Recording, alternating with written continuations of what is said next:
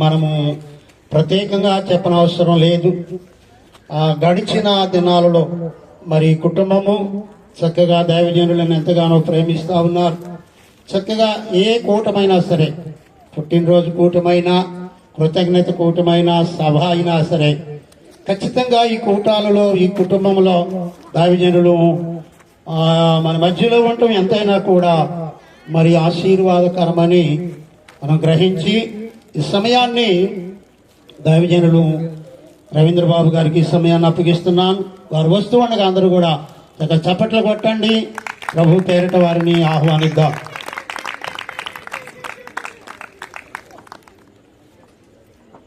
మంచిది. సమయం ఇచ్చిన త్రియేక దేవుడి కొందనాలు. ప్రేమతో మరొకసారి మమ్మల్ని ఆహ్వానించినటువంటి స్థానిక దేవుని సౌకర్యాలు కమలం గారికి, వారి యవ్వన గారికి, వారి కుటుంబానికి, మమ్మల్ని ఎంతో ప్రేమించినటువంటి తమ్ముడు నవీన్, అలాగే సతీమణి అమ్మాయికి, వారి కుటుంబానికి, వేదికటువంటి అభిషేకినటువంటి అందరికీ, ఇక్కడ వచ్చినటువంటి పెద్దలకు, ఆర్కెస్ట్రా సౌండ్ సిస్టమ్ ఆపరేటర్ వ్యక్తులకి పేరు పేరడం మన ప్రభు యేసుక్రీస్తు నామములో శుభాభివందనాలు తెలియజేసుకుంటున్నాను. అందరూ బాగున్నారా అండి? నన్ను కూడా అడగండి. చాలా కష్టంగా కూర్చున్నట్టున్నారు కదమ్మా. ఏదో ఆంధ్ర రాష్ట్ర బాధ్యత మొత్తం చంద్రబాబు నాయుడు గారు మీ మీద పెట్టినట్టుగా ఇది ఎట్లా లాక్కెళ్ళాలి రాష్ట్రాన్ని అన్నట్టుగా కూర్చున్నారు. సరేనా, మీ మీద ఏ బాధ్యత పెట్టబడలేదు కనుక కాస్త నవ్వుతూ ఉన్నాడు. మీకు దండం పెడతాను, నాకు భయం వేస్తుంది. సరేనా, మంచిది. దేవుని యొక్క వాక్య వాళ్ళకి వెళ్దాం. తడు చేయకోకుండా పరిశుద్ధ గ్రంథంలో నుంచి దేవుని యొక్క వాక్యం అవకాశం ఉన్నటువంటి వాళ్ళందరూ కూడా మార్కు సువార్త 11వ అధ్యాయము, మార్కు సువార్త 11వ అధ్యాయము 12వ వచనం నుండి కొన్ని వచనాలను చదువుకుందాము. అవకాశం ఉన్నటువంటి వారు బైబిల్ గ్రంథం తీయండి. మరునాడు వారు బేతనియా నుండి వెళ్ళుచుండగా ఆయన ఆకలి కొని ఆకులు గల ఒక అంజూరపు చెట్టును దూరము నుండి చూచి దాని మీద ఏమైనా దొరుకునేమోనని వచ్చెను. దాని యొద్దకు వచ్చి చూడగా ఆకులు తప్ప మరేమీ కనబడలేదు. ఏలయనగా అది అంజూరపు పండ్ల కాలము కాదు. అందుకైన ఇక మీదట ఎన్నటికి నీ పండ్లు ఎవరు తినకుందురుగా కానీ చెప్పాను. మహిమ పొందుకుని మా అందరికి ఆశీర్వాదం దయచేయమని యేసయ్య పరిశుద్ధ నామములో అడుగుతున్నాను మా పరలోకపు తండ్రి. ఆమేన్. అనండి, ఇక అడిగితేనే అనండి, లేకపోతే నెలకొని కూర్చోండి. సరేనా? చదవటువంటి వాక్య భావించి ఆయన నవీన్ ఒకసారి ఏమనుకోకుండా ఇలా వచ్చి ఇది నాయన, ఇది నాకు రైట్. ఇప్పుడు ఫ్రీగా ఉన్నట్టుంది, ఏదో బంధించి పెట్టినట్టుగా ఎవరన్నారు అన్నట్టుగా ఉంది. నేను ఏదో నేరస్తులా దాంట్లో నుంచి పెట్టి జడ్జిలాగా మీరు కూర్చున్నట్టుగా, అందుకని కాస్త పూర్తి తీర్పించాను. ఎందుకంటే మంచిది. చదవనటువంటి వాక్య భాగం నుంచి చిన్న ఆత్మీయ పాఠాన్ని ధ్యానం చేద్దాం. యేసుక్రీస్తు ప్రభు వారు ఒక దినమున అక్కడ చదవబడినటువంటి సంఘటనలో నుంచి బెతనియా నుండి వెళుతూ ఉండగా ఆకులు గల ఒక అంజూరపు చెట్టును దూరం నుండి చూసి దాని యొద్ద వచ్చి ఏమన్నా ఫలం దొరుకుతుందేమోనని వచ్చి చూడగా ఆకులు తప్ప మరి ఏవియో కనపడలేదు. చదవబడిన వాక్యాన్ని మరొకసారి సహాయం చేస్తారా? మార్కు వార్త 11వ అధ్యాయం. మరునాడు వారు బెతనియా నుండి వెళ్ళుచుండగా ఆయన ఆకలి కొని ఆకులు గల ఒక అంజూరపు చెట్టును దూరము నుండి చూచి దాని మీద ఏమైనా దొరుకునేమోనని వచ్చెను. దాని యొద్దకు వచ్చి చూడగా ఆకులు తప్ప మరేమీ కనబడలేదు. పైకి ఎత్తుకొనడి. దీంట్లో నుంచి కొన్ని విషయాలు. మొదటి విషయం ఏంటంటే యేసుక్రీస్తు ప్రభు వారు ఆకలి కొన్నాడని రాశారు. అవునా తల్లినా? ఆకలి కొనెను అనే సందర్భం ఎప్పుడు ప్రస్తావన వస్తుందండి? ఇప్పుడు యేసు ప్రభు వారు అరణ్యంలో ఉన్నాడా, ఎడారిలో ఉన్నాడా, లేక జనాల మధ్యలో ఉన్నాడా? ఏమైంది నగరానికి? నేనేమైనా IAS IPS రేంజ్లో ప్రశ్న వేసానా మీరు ఆలోచన చేసి చెప్పడానికి? ఆయన జనాల మధ్యలో ఉన్నాడు కదండి. మరి జనాల మధ్యలో ఉన్నప్పుడు కూడా ఆకలి వేసను అని రాశాడంటే ఆయనకు ఆకలి అయ్యిందంటే అర్థం ఏంటి? యేసు ప్రభు ఆకలి కొనెను అని రాశాడంటే అర్థం ఏంటంటే తన చుట్టూ ఎంతమంది ఉన్నా ఆయన ఆకలి పట్టించుకునేటువంటి దిక్కు లేదన్నమాట. మీకు అర్థమవుతుందండి? ఒక సేవకుడు మన మధ్యలో ఉన్నాడు. ఎంతసేపు సేవకుడి దగ్గరికి వెళ్ళి, పాస్టర్ గారి దగ్గరికి వెళ్ళి ఎంతసేపు మన ఆశీర్వాదాలు, మనకు కావాల్సిన విషయాలు చెప్పడం తప్ప అసలు ఆ సేవకుడి గురించి నువ్వేమైనా తింటున్నావా బాబు, నీకు దొరుకుతుందా, నీకు నడుస్తుందా అనే మాట ఎంతమంది అడుగుంటావండి? మాకేం అవసరం, తింటే తింటాడు, పోతే పోతాడు. ఎవరికి మేము ఇంటే వచ్చాడు చావు తింటాకేమన్నా. ఇప్పుడు యేసుప్రభు చెప్పండి, యేసుప్రభు దగ్గరికి వెళ్ళిన తర్వాత ఆయన ఆకలి కొన్నాడంటే చుట్టూ జనం ఉండాలి కదా. ప్రభువా, పరలోకం నుంచి సర్వశక్తి దేవుడివి భూమి మీద ఒక శరీరం దిగి వచ్చావు అయ్యా, ఈ లోకానికి మా కొరకు వచ్చావు, మేము ఏమైనా చేసి పెట్టాలా, ఏమైనా రొట్టి చేసి పెట్టాలా, పిట్టు చేసి పెట్టాలా అడిగారండి అమ్మా. ఇవన్నీ ఇప్పుడు మన ఇంటికి చుట్టం వచ్చిందనుకోండి, తిన్నామని అడుగుతారా? మీ మొక్కలు చూస్తే అడిగేటట్టు కూడా కనపడలా. మా మేనత్తో కావిడ ఉండేది, అయ్యా నువ్వు రికార్డ్ చేస్తున్నావా, నువ్వు రికార్డ్ చేసి యూట్యూబ్లో పెట్టి మాత్రం చూసి తిట్టింది తిట్టకుండా తిట్టింది. అర్థం పోయినా ఎన్ని తింటే నాకు సిగ్గా శరమ తల్లి. ఇప్పుడు ఇంటికి వచ్చిన తర్వాత మనిషిని అయ్యా అన్నం తిను, అయ్యా అన్నం తిను అని అందనుకోండి, ఏమన్నా చెప్పండి, ఆ తింటా పెట్టి పుచ్చులు అంటారండి.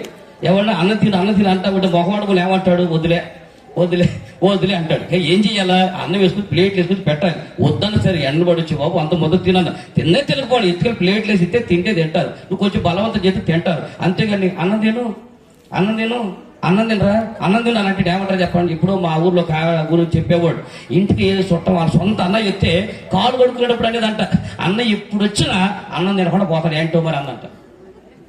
మరి వాడు తింటాడండి చెప్పండి, ఈ మాట అంటే ఎవడని తింటాడా మళ్ళీ చెప్పండి. నువ్వు ముందు కాలకు బంధం వేసేసేవాళ్ళు మరి తినకూడదని. అలాంటి ఎవడని తింటాడా? ఇంటికి వచ్చేటప్పుడు ఒక మనిషిని కలిసి పలకటి చేత కాకపోతే, మన ఇంటికి వచ్చి ఒక మనిషిని నోరాల పలకటి చేత కాకపోతే ఇక మనేం ఆత్మీయత అండి, మనేం ఆత్మీయ జీవితాలు. నా ఇంటికి వచ్చిన ఒక చుట్టాన్ని కానీ, నా ఇంటికి వచ్చి ఒక సేవకుడు కానీ, నా ఇంటికి వచ్చిన ఒక వ్యక్తిని మనసారా నోరాల పలకరించకపోతే ఇప్పుడు మనిషి ఎదురుకుంటే మొక్క చెట్లించుకుని తింటే ఏమంటారు, ఈడే అంట మెట్టబెడి తిరుగుతాడు మొక్క అనుకోడండి. లేదు కదండి. అలాంటప్పుడు కనీసం మన ఇంటికి వచ్చిన మనిషిని నవ్వుతూ పలకరిస్తే అది సంస్కారవంత జీవితం. లోకులు సైతం మనకు అనవసరం, యేసు రక్తంలో కడగబడ్డం కదండి. అలా కనీసం మన పలకరింపన్న ముఖ కవులకు సంతోషం కనపరచాలి. కనీసం ఆ సంతోషం కనపరచపోయి మీ మధ్యలో యేసు ప్రభు దగ్గరికి వస్తే ఆయన ఆకలి పట్టించుకోవాలంట. మీకు మా సేవకులు ఆకలి ఎవడు పట్టించుకుంటాడు సంగతి పక్కన పెట్టండి. యేసు ప్రభు ఆకలి కొన్నాడంటే ఆయన ఎవరో పట్టించుకోలేదు. ఆయన దగ్గరికి వచ్చినట్టు ప్రభువా అయ్యా మాకు మెడ నొప్పులయ్యా, కాళ్ళు నొప్పులయ్యా, ఒళ్ళు నొప్పులయ్యా, మన పట్టి నొప్పులయ్యా, బతుకంతా నొప్పులు తప్ప అయ్యి ఎంతసేపు మమ్మల్ని దీవించు, మమ్మల్ని దెమ్మరించు, మాకు ఆకాశవాకులు విప్పి పట్టతాలు విస్తారమైన దెమ్మరిస్తూ మొచ్చిపోయి పోసుకుంటా ప్రభువా. ఎంతసేపుడు ఆయన ఇవ్వవలసిందే తప్ప నీకే కావాలనే మాట ఒక్కళ్ళు కూడా ఆ ప్రాంతంలో ఆ రోజున ఆయన ఆకలి కొనని రాశాడంటే ఎవరు పట్టించుకోవట్లేదు. కాబట్టి నువ్వు వచ్చావో నీ పని నువ్వు చేసుకో తప్ప ఆయనే ఆకలి కొన్న మనుషులు ఎవరు పట్టించుకోలేదు. సరే అనుకుందాం, యేసు ప్రభుని మనుషులు ఎవరు పట్టించుకోకపోతే ఆయన అనుకున్నాడు, నా ప్రతిరూపాలు నా పోలికలు మనుషులు ఎవరు నన్ను పట్టించుకోలేదు, కనీసం ఈ భూమి మీద నాటినటువంటి చెట్టులన్నా నా ఆకలి తీరుస్తుంది అనుకుని దూరం చూస్తే ఒక అంజూరపు చెట్టు కనపడిందండి. సంతోషం వెళ్ళి అందులో ఫలాలను దొరుకుతూ వెళ్ళి చూస్తే ఆకులు తప్ప మరి ఏమేయో. తీర వెళ్ళి చెట్టు చూస్తే నేను అనుకుంటాను ఆ చెట్టు బావు అందంట. ఎలాగా ఈ మాట ఎప్పుడంటారు చెప్పండి, దడిపిస్తారు చూసారా, బావు అన్నట్టుగా ఒక్క ఫలం కూడా లేదంట. నేను అంటాను ఒక మాట అడుగుదామండి, అది ఏ కాలం అండి? ఆ వాక్యం పూర్తిగా చదవండి ఒకసారి. అదే కాలం రాసి ఉంది 11వ చదువు. ఆయన దూరముగా ఆకులు అంజూరపు చెట్టును దూరంలో చూచి దాని మీద ఏమైనా దొరుకునేమోనని వచ్చును. దాని యొద్దకు వచ్చి చూడగా ఆకులు తప్ప మరి ఏమీ కనబడలేదు. ఏలి అనగా అది అంజూర పండ్ల కాలము తనలో పైకెత్తుకునండి. ఇప్పుడు అది ఏ కాలం అండి? అది అంజూర పండ్లు కాసే కాలం, కాయని కాలమా? కాయని కాలం. ఇప్పుడు కాలం కాని కాలంలో రావటం యేసు ప్రభు తప్ప, యేసు ప్రభు వచ్చాడు కాబట్టి కాయపడి చెట్టు తప్ప. ఇది చెప్పడం నీ తప్పురా అంటారా? ఇది ఎవరు తప్పు చెప్పండి. అక్కడ ఆయన రాసిన స్టేట్మెంట్ దేవుడే చెప్పించాడు, అది అంజూర పండ్ల కాలము కాదు అన్నాడు. మరి కాలం కాని కాలం రాటి వేళ కాయని చెట్టుని శపించడం వేళ. ఇప్పుడు నేను అన్నానండి, నవీన్ బాబు దగ్గర 10 సంవత్సరాల పై నుంచి కుటుంబంతో కుటుంబంతో స్నేహంగా ఉన్నాము. నేను జనవరి నెలలో వచ్చి తమ్ముడు నాకు అర్జెంటుగా ముంజికాయలు తినాలంటే ఏమంటాడు? ముంజికాయలు తెలుసమ్మా తల్లి, తెలిపితే తలకాయ టూపు, తెలియకపోతే టూపు, ఏదో ఒక ఎక్స్ప్రెషన్ నా మొహాలు కొట్టు. అంజూర ఇప్పుడు సరే అంజూర పండు సరే ఎందుకు దూరం కొట్టి ఎక్కడ నోటుకోటి దొరుకుతాను, ముంజికాయలు తెలుసు కదండి. ఇప్పుడు నేను జనవరి నెలలో వచ్చి నవ్వినా నాకు ముంజికాయలు కొట్టి పెట్టవాలంటే ఏమంటాడు? ఒకటి నాకు మెంటలన్నీ ఎక్కువ ఉండాలి. చెప్పండి.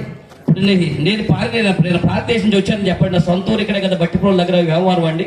నాది గుంటూరు జిల్లానే కదా, నేను ఇక్కడ పుట్టి ఇక్కడ పెట్టినాడు కదా. ఏ ముంజికాయలు ఏ కాలంలో తిరిగి చెప్పండి. కనీసం ముంజికాయలు తిన్నారు తాటికాయలు అనాలేమో. తాటికాయలు ఏ కాలంలో వస్తాయి? ఎండాకాలం వస్తాయి. జనవరి నెలలో వచ్చి అడిగితే ఒకటి నాకు పిచ్చన్న అయి ఉండాలి, లేదా నేను ఈ దేశపోడిని, కాకుండా ఉండాలి. కాలం కాని కాలం వచ్చి అయినా ఒక యూతుడు అయినటువంటి యేసు ప్రభువుకి అంజూరం పండు ఏ కాలం కాస్తే తెలియదండి. మరి కాలం కాని కాలం రావటం వేళ కాయలని చెట్టు చెప్పించడం వేళ మాకు అర్థం చేసుకుని సమాధానం చెప్పండి. అసలు ఈ విషయంలో దేవుడు నేను అడుగుతాను, అసలు యేసు ప్రభు ఈ లోకానికి ఎందుకు వచ్చాడు చెప్పండి. యేసుక్రీస్తు ప్రభు వారు ఈ లోకానికి మూల వాక్యం ఎందుకు వచ్చారు? లోకాసు వార్త 19వ అధ్యాయం 10వ వచనం చదవండి. అదే కదా పునాది అండి. ఈ లోకానికి యేసు ప్రభు రావడానికి మూలమైన పునాది అదే కదన్నా. లోకాసు వార్త 19వ అధ్యాయం 10వ వచనం ఏముంది? నశించిన దానిని వెతికి రక్షించు, నశించిన దాని వెతికి రక్షించుటకు మనిషి కుమారుడు వచ్చనని అతనితో చెప్పాను. తలలో పైకి ఎత్తుకోండి. ఇప్పుడు చెప్పండి, యేసు ప్రభు వారు ఎందుకు వచ్చారు ఈ లోకానికి? నశించిన దాన్ని వెతకి, అంతేనండి. నశించిపోయే దాన్ని వెతక రక్షించడానికి వచ్చాడా? కనపడ్డ దాన్ని కాయలని చేపించడానికి వచ్చాడా? ఇప్పుడు నేను ఒక మాట అడుగుతానండి. ఇప్పుడు యేసు ప్రభు వారు నశించే దాన్ని వెతక రక్షించడానికి వచ్చాడనే సందర్భం ఎవరి విషయంలో జరిగిందండి? ఏ సందర్భం జరిగింది? లోకాసు వార్తలో యేసు ప్రభు ఒక ఊరు వెళ్ళాడు. ఏ ఊరు అది?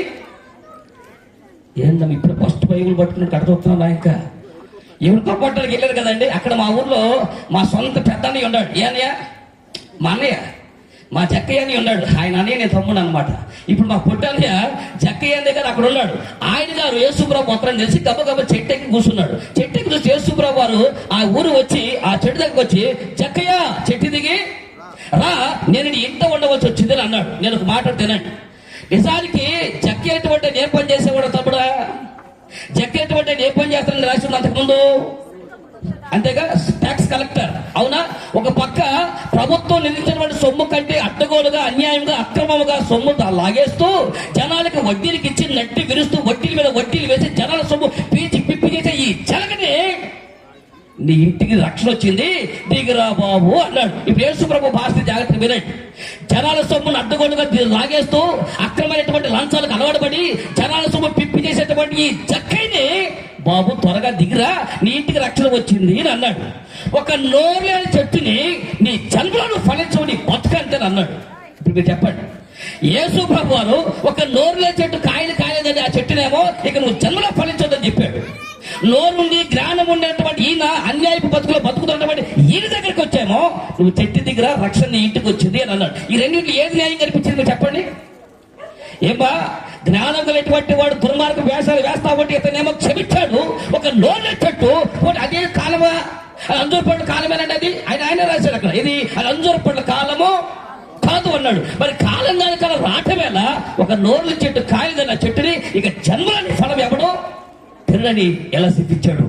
ఇంతకు కనీసం యేసు ప్రభువును గురించి ఆలోచిస్తే ఆయన అన్నాడంటే నశించేదాన్ని వెతక రక్షించడానికి మనిషి కూడా వచ్చాడు. నశించేదాన్ని రక్షించడానికి వచ్చేటప్పుడు ఈయన ఒక నోరు లేని చెట్టుని నువ్వు జన్మలో ఫలించమని ఎందుకు చెప్పించాడు?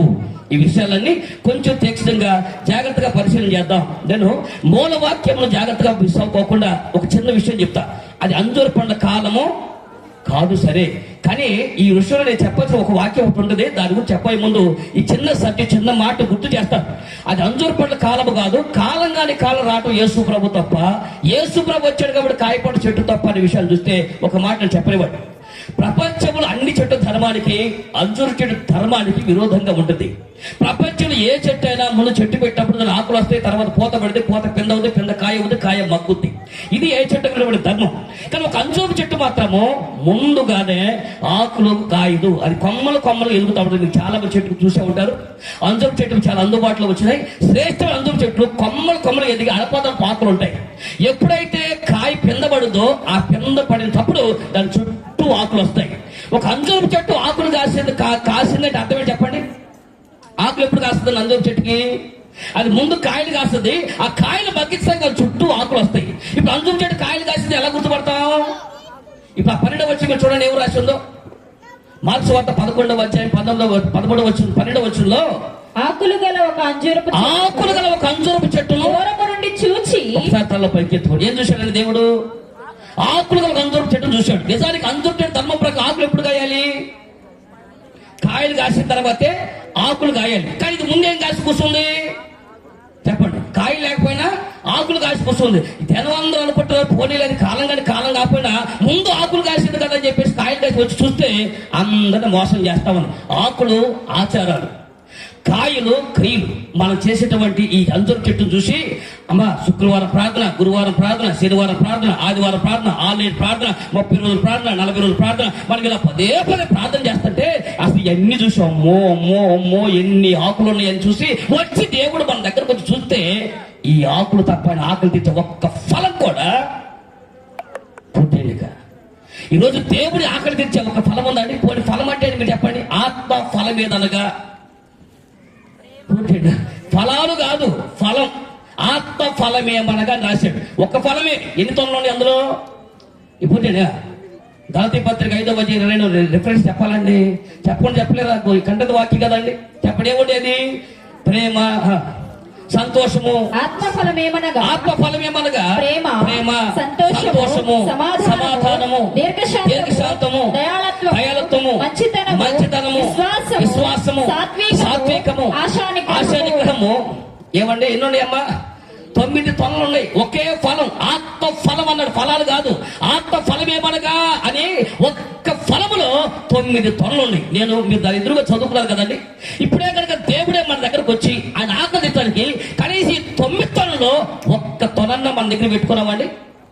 ఏ తొనన్న ప్రేమ, మంచితనం, సాత్వికము, దీర్ఘశాంతము, దయాళుత్వము, కనీసం ఏదన్నా ఒక్క తొనన్న ఆయన ఆకలించే అవకాశం ఉందా? మరి ఏం ఉపయోగం చెప్పండి?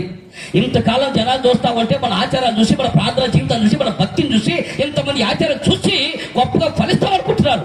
కనీసం ఒకరు యేసు ప్రభు వచ్చి చూస్తే ఆకులు తప్ప మరి ఏమీ కనబడలేదంట. సరే, అది అంజూరు పండు కాలం కాదు కదా. కాలం కాని కాలం ఏం కాయకూడదు? ఆకులు కాయకూడదు. మరి ఆకులు కాసి ఎందుకు కూర్చున్నావు అంటే ఇది బడాయి కోరి చెట్టు అన్నమాట. ఈ చెట్టు అర్థమైనా? ఏమి తెలియకపోయినా అన్ని తెలిసినట్టుగా మన భాష చెప్పరా, బెండప్ప చెట్టు అనమాట. పూర్తి ఏ చెట్టు అండి? తనకి ఏమి తెలీదు, అన్ని తెలిసినట్టుగా మొత్తం ఆకులు కాసి కూర్చుంది. ఏంటి నీ వల్ల ఉపయోగం? నేను అంటాను.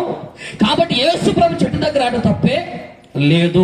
ఆయన మామూలుగానే వచ్చాడు, కానీ నువ్వు ఆకులు కాసి కూర్చున్నావు కాబట్టి తీరా వచ్చి చూస్తే ఆకులు తప్ప మరి ఏమీ కనబడలేదు. ఈ రాత్రి ఒక మాట చెప్తాను, మీరు ఏమనుకోరంటే సిద్ధంగా ఉంటానండి. నేను అంటాను, ఏదైనా మనం ఒక చెట్టు కానీ ఒక పంట కానీ వేస్తే అది ఫలించకపోవడానికి కారణం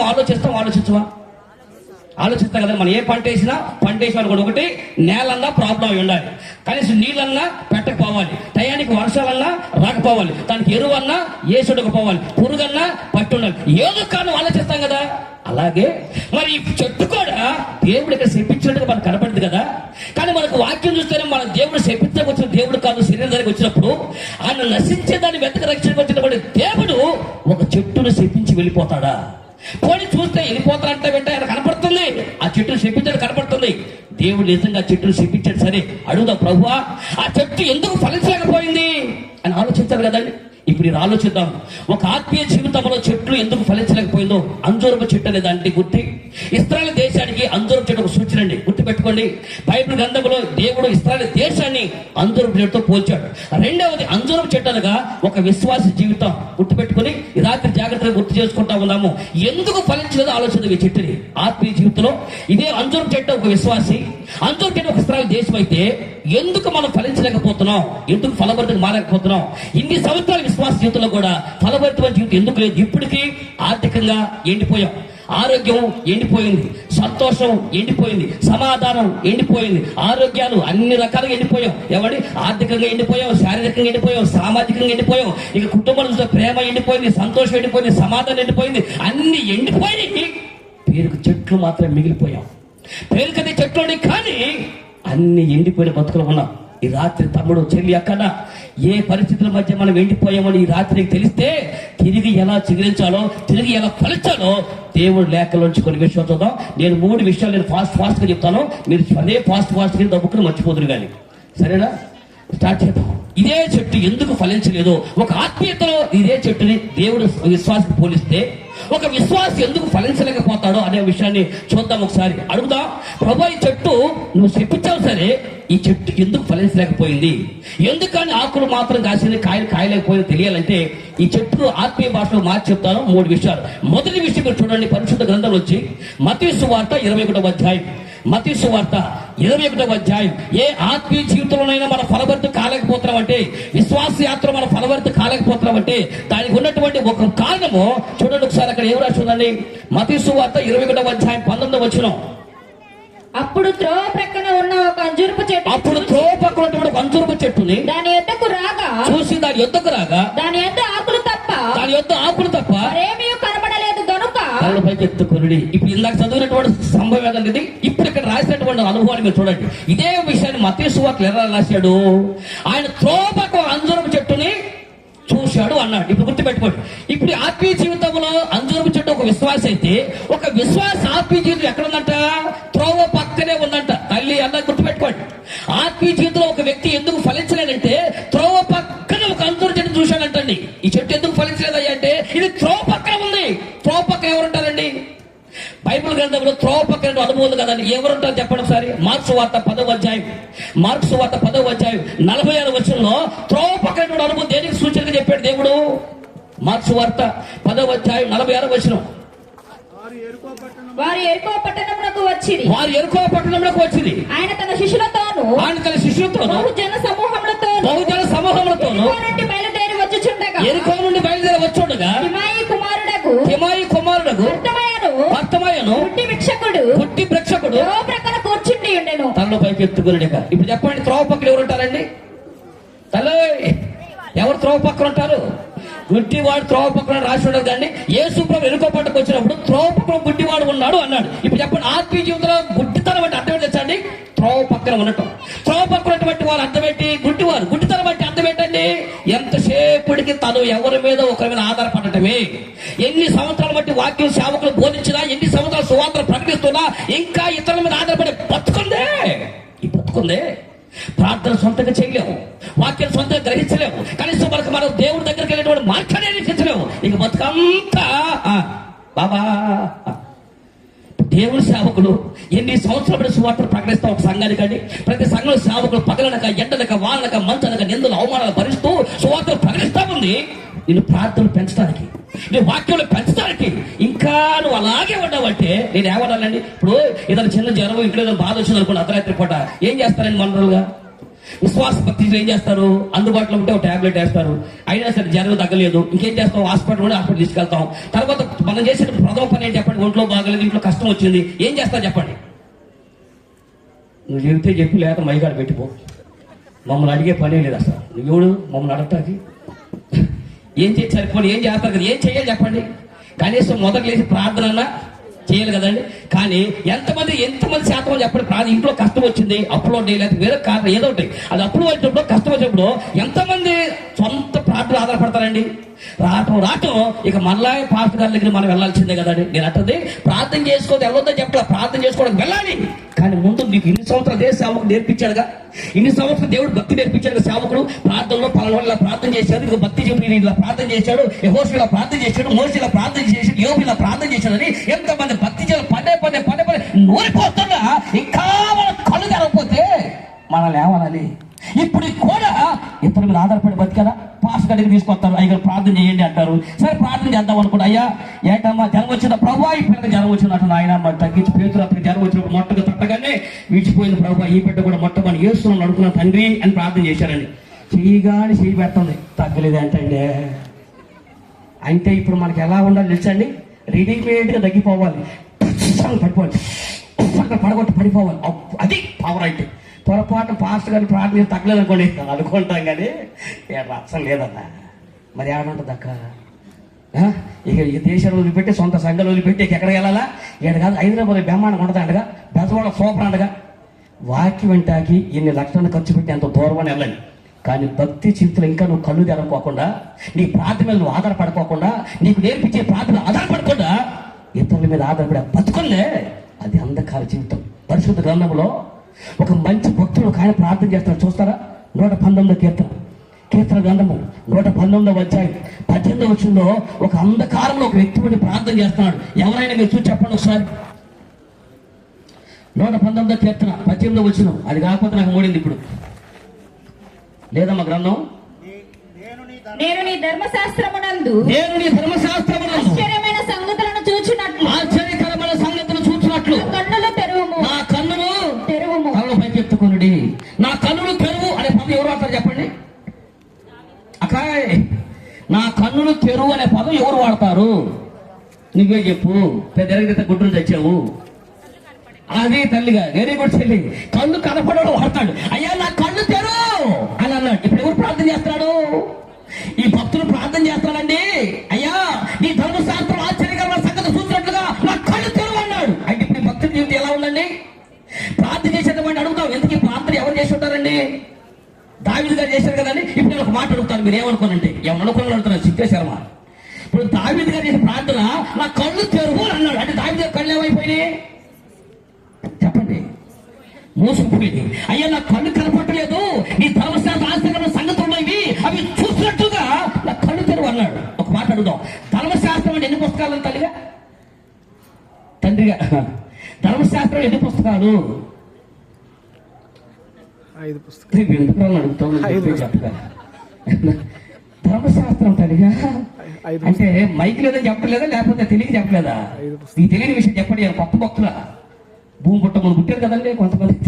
ఇప్పుడు నేను చెప్తానండి, నాకు తెలిసి ధర్మశాస్త్రం తోర అనేటువంటి గ్రంథం అంటారు కదండి. మొదటిది ఆది కాండము, పుస్తకాలండి పూర్తిగా గతంలో వచ్చు. ఆది కాండము, నిర్గమాకాండము, లేవ్యకాండము, సంఖ్యాకాండము, ద్వితీయోపదేశకాండం. ఎన్ని పుస్తకాలండి?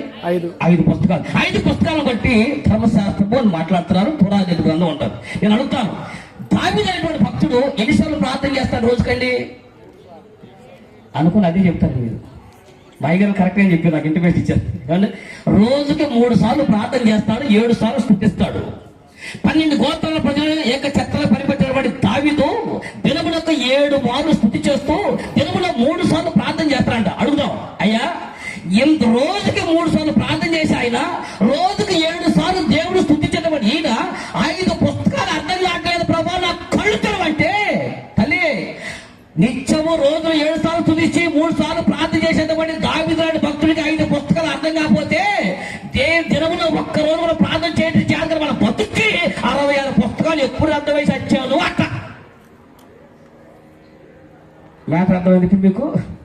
అంత భక్తి పరుడికి కట్టాడయ్యా నాకు నీ ధర్మశాస్త్రములు అర్థం కావట్లేదు కళ్ళు తెరువు అన్నాడు. దినములకు 3 సార్లు ప్రార్థన చేసేటటువంటి ఆయనకి 5 పుస్తకాలు అర్థం కాకపోతే కనీసం ఒక్క దినము కూడా ప్రార్థన చేస్తే మన బతుక్కి 66 పుస్తకాలు అర్థం అవ్వాలంటే ఇంకెంత కళ్ళు తెరవాలి, ఇంకెంత అందుకోవాలి ఉండాలి అంటే ప్రార్థన కూడా చేయటం చేతని గుడ్డి బతుకులో మనం ఉన్నాం. త్రోప కనుబెట్టి తెలుసండి, ఇది ప్రార్థన చేయటం కూడా చేతగానే బ్రతుకు. కాబట్టి నువ్వు ఎన్ని సంవత్సరాలు ఆత్మీయతలో ప్రార్థన చేయడం చేతకపోతే గుడ్డి వాళ్ళగానే బ్రతుకుతావు. కాబట్టి ఈ ప్రార్థన చేయడం చేతగానే బ్రతుకు ఎప్పటికి ఎదుటిలో ఆధారపడతావు తప్ప మనం ఎప్పటికీ ఫలభరితం కాదు. ఆత్మీయతలు ఎందుకు ఫలితలేకపోయిందంటే ఒకటి త్రోవ పక్కన ఉంది. త్రోవ కనుగొనగా ప్రార్థన చేయడం చేతగానే జీవితం. రెండోది త్రోవ కనుగ ఏదో ఉంటుందో మార్క్స్ వార్త మీరు చూడండి ఒకసారి. మార్క్స్ వార్త 4వ అధ్యాయం 15వ వచనం మీరు చూడండి. త్రోవ పక్కన అనుభవం ఎలా ఉంటుందో మీరు చెప్పండి. మార్క్స్ వార్త త్రోవ ప్రక్కన ఉండువారు ఎవరనగా, త్రోవ పక్కన ఉండువారు ఎవరనగా వాక్యము వారిలో విత్తబడును గాని, వాక్యము వారిలో విత్తబడును గాని, వారు వినిన వెంటనే సాతాను వచ్చి వారిలో విత్తబడిన వాక్యము ఎత్తుకొని పోవును, వారిలో విత్తబడిన వాక్యమును ఎత్తుకొని పోవును. పైకి ఎత్తుకొని చెప్పండి. ఇప్పుడు చెప్పండి త్రోవ పక్కన అనుభవం ఏంటో. విత్తువాడి గురించి ఉపమానం గురించి యేసు ప్రభు చెబుతూ ఆ విత్తువాడి విత్తనాలు తీసి బయలుదేరేది ఉంది. అది 4 ప్లేస్లో జల్లబడినట్టుంది. మేలు శ్రేష్టమైనటువంటి ప్రాంతంలోనే నాటారు. నిజానికి విత్తు అనేటువంటి ఆయనకి వ్యవసాయదారుడికి ఏ విత్తనం ఎక్కడ వేస్తే ఫలించదో అని తెలిసినా కూడా ఈ ఉపమానంలో ఆయన విత్తనాలు జల్లినప్పుడు కొన్ని రాతి నేలలో, కొన్ని ముళ్ళ కంచెలో, మరికొన్ని త్రోవ పక్కన పడ్డి, మరికొన్ని మంచి నేల పడ్డాయి. మంచి నేల పడ్డ విత్తనాలు మాత్రం గుర్తుపెట్టుకోండి. ఈ 4 అనుభవాల్లో సభలో ఉన్న ప్రతి ఒక్కరు ఈ 4 అనుభవాలు ఎక్కడో చోట ఉంటారు. విన్నే మీరైనా, మీకు చెప్పేది నేనైనా. ఈ 4 అనుభవాలు ఇక్కడటువంటి వాళ్ళు ఇక్కడే కాదండి, ప్రపంచం 4 దిక్కుల అనగా భూమి యొక్క 4 దిక్కులు ఉన్నటువంటి ప్రతి మనిషి ఈ 4 కేటర్లోకి వస్తాడు. 1 త్రోప కనుగొనకు వస్తాడు, 2 ములక చదువులోకి వస్తాడు, 3 రాత్రి అనుభవం ఉంటాడు, లేదా శ్రేష్టమైనటువంటి నేల అనుభవం ఉంటాడు. ప్రతి మనిషి 4 ప్లేస్ ఎందుకు ప్లేస్ అంటే మనుషులలో 4 దిక్కుల్లో ఈ 4 రకాల అనుభవం వాళ్ళే ఉంటారు. సరే ఈ 4 రకాల అనుభవం దేవుని చిత్తం అయితే మనం వినటం ఇది ఆక్రమణ కాకరకాయ కాకపోతే అప్పుడు విషయాలు చెప్తాను. కానీ విత్తువాడి ఉపమానంలో ఇప్పుడు మనకు కావాల్సిన వాక్యం చెప్తే వినండి. దేవుని యొక్క వాక్యం విత్తనాలు ఒక వ్యక్తి జల్లినంట. అవి జల్లితే విత్తనాలు ఎడబడ్డాయి అంటే కొన్ని త్రోవ పక్కన పడ్డాయి. మనకు కావాల్సిన త్రోవ పక్క కదండి. త్రోవ పక్కనటువంటి అనుభవం ఏంటి అని రాశాడు చెప్పండి. త్రోవ పక్కన పడిన వారు ఎవరనగా అని అన్నాడు. వాళ్ళు చెప్పండి, ఎవరైనా త్రోవ పక్కన పడిన వాళ్ళంటే వాక్యము విని వెంటనే వెంటనే టైం ఇచ్చారా? వెంటనే సాతాను వచ్చి వాక్యం వాళ్ళలో నుంచి ఇప్పుడు ఈ బ్యాచ్లు ఎంతమంది ఉన్నారు చెప్పండి. ఇక అంటే వాక్యం వింటారు. అసలు చర్చిలో కూర్చొని వాక్యం వినేటప్పుడు కానీ, ఎక్కడ సభలో వాక్యం విన్నప్పుడు కానీ మొఖాలు ఇది దెబ్బతో అబ్బతో మారిపోవాల్సింది అని అసలు మామూలు ఎమోషనల్స్ గా ఉండదు. ఇక వాక్యం చెప్పిన చేపు హృదయంలో దించుకుని ఆహా ఓహో అని కేకలు వేసి లోపల హృదయాంతరంగంలో ఎంత ముఖం కలకలాడ్డంటే ఆ వాక్యం అంతా గుండెలో పెట్టుకుంటారంట. జస్ట్ వాక్యం విని వెంటనే అలా బయటికి వెళ్ళగానే ఇలా కాకి వచ్చి ఏమంటే ఉస్కాకంటారు చూసారండి. వెంటనే అపవాది వచ్చి విత్తబడినటువంటి విత్తనములను ఎత్తుకొని పోవును అన్నాను. అంటే త్రోపకములు అనుభవం ఎట్లా ఉంటుందంటే దేవుని యొక్క వాక్యం వినంతసేపు తెగ ప్రార్థన, ఆరాధన, స్తుతి, ప్రేమ అన్ని ఉంటాయి. జస్ట్ మందిరం దాటగానే అన్ని. నేను ఇప్పుడు 1993 సంవత్సరంలో ఇంటర్మీడియట్ చదువుకున్నాను. ఆ ఇంటర్మీడియట్ చదివినప్పుడు బట్టిపురలు అనేటువంటి రైల్వే స్టేషన్ నుంచి మా ఊరు వేమవరం అండి 3 కిలోమీటర్లు ఉంటుంది. 1 కిలోమీటర్ వరకు అన్ని లైట్లే ఉంటుంది చెక్ పోస్ట్ దాకా. చెక్ పోస్ట్ దాటిన కానీ మా ఊరు వేమవరం వెళ్ళేటువంటి 2 కిలోమీటర్ చీకటిగా ఉంటుందండి. నేను అంబేద్కర్ కాలేజీలో ఇంటర్మీడియట్ చదువుకున్న దినాల్లో అక్కడ తర్వాత రాత్రిపూట ఒక 8 గంటల బండికి వచ్చేవాడిని. ఆ బండికి వచ్చి నాకు సైకిల్ లేదు, మామూలు నడుచుకుంటూ పోవాలా. అందుకని బండి దిగిన తర్వాత నడుచుకుంటూ వస్తే ఆ బట్టిపురలో 1 కిలోమీటర్లు వెళ్ళినంత వరకు నాకు పెద్ద భయం ఉండేది కాదండి. కరెక్ట్ చెక్ పోస్ట్ మొదలై చూసారా, ఇక అక్కడి నుంచి అంత చీకటి ఉండదు కదండి. ఇప్పుడు మీరు మనసులో పెట్టుకుని ఎవరు చెప్పకండి. ఆ చీకటి ఎప్పుడైతే మొదలైందో యేసు రక్తము రక్తము రక్తము యేసు రక్తమే జీవన కూడా పాటలు పాడుకుంటూ వెళ్ళిపోండి. ఎందుకంటే నేను బతిపడినాం కాదు, అప్పుడు నేను రక్షణ పొందలేదు. కానీ చీకటి అనగానే మా ఊళ్ళో రే ఇసుకరేవు దగ్గర దెయ్యాలంటారు అనేవాడు. ఎక్కడ ఇసుకరేవు దగ్గర దెయ్యాలంటే ఎంత అని ఆ మాట రాగానే వ్యాపారాన్ని బట్టిపోయి మధ్యలో ఉంటుంది ఇసుకరేవు అనేటువంటిది. ఆ రేవు గట్ట దెయ్యాలంటే భాష పిలిచి కూర్చుంటాయి అంట. ఎక్కడ ఆ వ్యాపారం దగ్గర మధ్యలో. అందుకని అక్కడ ఊరిని పడ్డ వాళ్ళు చచ్చిపోయారు, సైకిల్ మీద చాలా పడి చచ్చిపోయారు, ఊరు నడిచేట కింద పడ్డ చచ్చిపోయారు. అందుకని పదే ఎక్కువ యాక్సిడెంట్ మా ప్రాంతంలో జరుగుతుంది. కాబట్టి ఈ చచ్చిపోయిన అందరూ ఎక్కడికి వెళ్ళకుండా ఆడే కూర్చున్నారని ఈయన ఫీలింగ్. అందుకని ఆ ఫీలింగ్ అయితే ఆ ఫీలింగ్ మానెత్తిన పెట్టేవాడు. ఇక మనకి మరి దడక మరి అది రాగలేదు. ఏదో అలికి రాట వాళ్ళు వెళ్ళకూడదు గత భోజనం రక్తమే చెప్పనుకుంటూ వెళ్ళేవాళ్ళు అండి. అసలు మేము కనుక ఆ టైంలో ఆ 2 కిలోమీటర్లు నా పక్కన ఎవడన్నా నడిచాడంటే, నా పక్కన ఎవరైనా బండి మీద వెళ్ళారంటే ఏమనుకుంటారు తెలుసా? అమ్మో వీడు కూతులేడు, ఎంత భక్తి, ఎంత ప్రేమ, ఎంత వాక్యము అనుకుంటా ఉండేవాళ్ళు ఆ పాటలు చూసి. కరెక్ట్ గా మా ఊరు ఎంటర్ అవుతుంది కదండి. ఊరు మా వ్యాపారం ఎంటర్ అవగానే మొట్టమొదటి లైట్ వేసి ఉంటుంది కదా ఊరు స్టార్టింగ్ లో. ఆ లైట్ రావటం అలసం అత్తమ్మ కూతురు అనుకుంటుండేవాడు అంతే. అప్పుడు దాకా దేవుడు పాటలు పాడేవాడండి. జస్ట్ ఇక లైట్ రాగానే ఇక దేవుడు లేదు ఏమీ లేదు, ఇక మొత్తం లోకాలతో పాట పాడుకుని వెళ్ళిపోయేవాడు. నేనంటే దేవుడు నమ్ముకునే దౌర్భాగ్య స్థితిలో ఉన్నాను కాబట్టి అప్పుడు నేను పాడానంటే అర్థం ఉంది. మరి మీకేమైంది? దేవుడు నమ్ముకున్న మనం, ఇక్కడ వాక్యాన్ని నమ్ముకున్న మనం, ఇక్కడ ప్రార్థన చేసే మనము ఏమని మీరు ఇంత వాక్యం విన్న వెంటనే వాక్యం పోయిందంటే ఏమన్నా చెప్పండి. ఇది యెహోవా జరిగిన కార్యము. ఏంటది? ఈ పెట్టికి ఎక్కడో చెప్పండి. ఇది యెహోవాలో జరిగిన కార్యమని హెడ్డింగ్ యాడ్ చూశారు. నాకు గుర్తు రావట్లేదు, నీకు గుర్తొస్తే నువ్వు చెప్పు అన్న. చెప్పండి, గుర్తు చేసిన ఎవరు? అది హ్యాపీ మ్యారేజ్ డే కదండి, వెడ్డింగ్ కార్డు మీద కదా, పెళ్లి కార్డు మీద. ఇది యెహోవాలో జరిగిన కార్యము. కాబట్టి పెళ్లిలో మొట్టమొదటి సాంగ్ నడిపించునవా నడి సాంద్రమున దేవ బ్యాండ్ మీద స్టార్ట్. ఇప్పుడు మొదటి పాట అయిపోయింది, నెక్స్ట్ రెండో పాట. మీరు పాడతారా పాడమంటారా? అబద్ధం ఆడబాకండి అసలు ఇయ్యాల పొదవా ఏమ్మా. ఇప్పుడు నెక్స్ట్ ఏ పాట వచ్చింది? ఇప్పుడు ఏ పెళ్లి చూడలేదా? ఇప్పుడు ఎందుకు గుర్తు చేస్తామంటారా? నెక్స్ట్ పాట ఏం చెప్పండి. ఇక ఇది మొదటి పాటే దేవుడి పాట. ఇక ఆ తర్వాత రెండో వస్తుందో, అత్తం కూతురు వచ్చిందో ఇక పాటలన్నీ. అందుకే మన కాపురం పెళ్ళైన కొత్తలో సూపర్ ఉంటుంది. ఆ తర్వాత అర్థమైందండి. నన్నారే ఆ కట్ట నన్నారే పాక నా పల్లె నా వాడా కట్టుకుని వాడా గంధం చెక్క వడి కట్టుకుని వల్లల్లా బంగారు సొమ్ములు ఎట్టుకుని. గుర్తురాట్లేదా? పెళ్లి పాటలమ్మా. తల్లిగా నలుగు పాట యొక్క మన దీవిలే లక్క దీవిలే లక్కకో దీవిలే. సేపు మరి అమ్మ వాళ్ళు వచ్చి ఏడకండి సిగ్గోడో సిట్టు మీద చిలక వాలింది, చిలకాకు సిట్టు బాబు చీరాలంపినాడా. ఏడపోతే మాత్రం ప్రేమించేదను అది కకమంకం ఏడా. ఈ ప్రేమించేది అధికంగా కాసేపలేదు. జస్ట్ వ్యాఖ్యమైన వెంటనే రైలు ఫలితు కానీ త్రోవ పక్క అనుభవం దేవుని వాక్య గుండెలకు వచ్చినటువంటి మరి మరక్షణమే వాక్యం బయటికి వెళ్ళగానే మనలోంచి వెళ్ళిపోయిందంటే ఎవరైతే పోయారు. త్రోపకు అనుభవం ఎన్ని సంవత్సరాలు బతికినా ఈ చెట్టు ఫలించలేదు. ఒక ఆత్మీయ జీవితం ఎందుకు ఫలపట్టు కట్టాలంటే వాక్యం వింటున్నా వెండి విన్నా ఈ వాక్యం వెంటనే వెళ్ళగా బయటకు వెళ్ళగానే వాక్యం వెళ్ళిపోతుందంటే నేనంటే నలుగు ఏదని చెప్పలేదు, నలుగు పాట పాడదని చెప్పలా. నలుగు పాటలు పాడండి, చక్కగా ఇస్తే అలంకరించండి.